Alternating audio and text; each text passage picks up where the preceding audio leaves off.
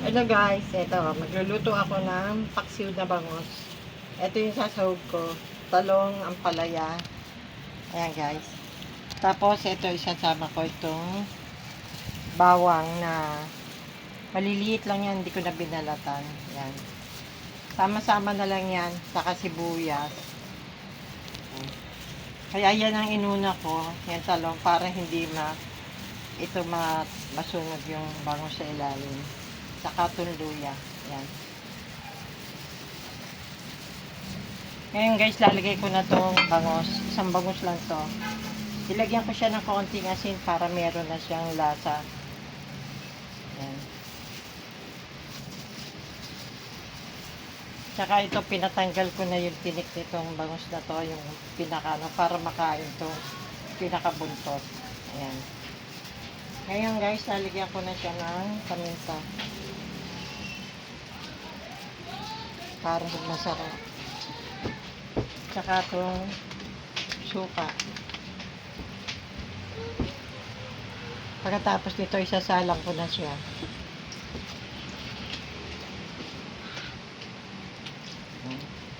Lalagyan ko siya ng mamaya ng konting tubig, tapos konting patis kasi meron ng ano yan eh, asin yung bangos.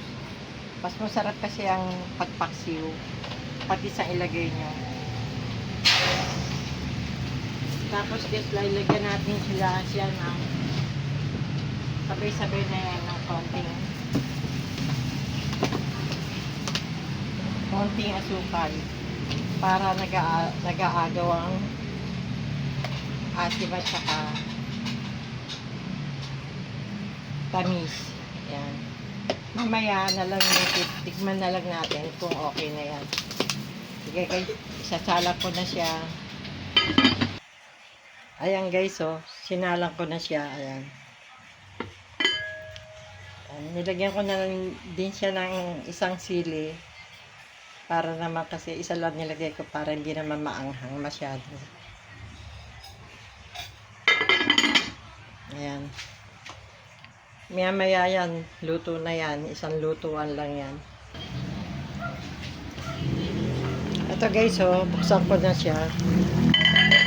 Ayan, yung paksiw na bangus ko. Ayan guys, oh. Biniligtad ko na nga pala ito kanina yung bangus kasi para lahat maluto. Ayan.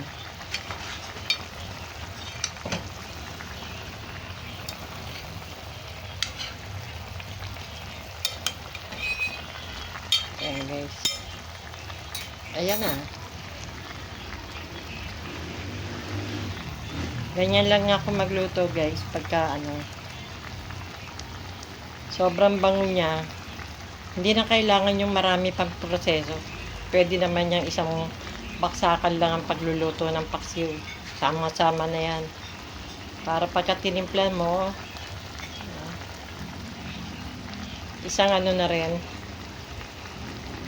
malalaman mo na kung okay na yung paksiw mo. Ayan, nag-aagaw ang asim niya at saka konting tamis. Nilagyan ko ng konting asukal yan. Ayan. Ayan guys, yan lang.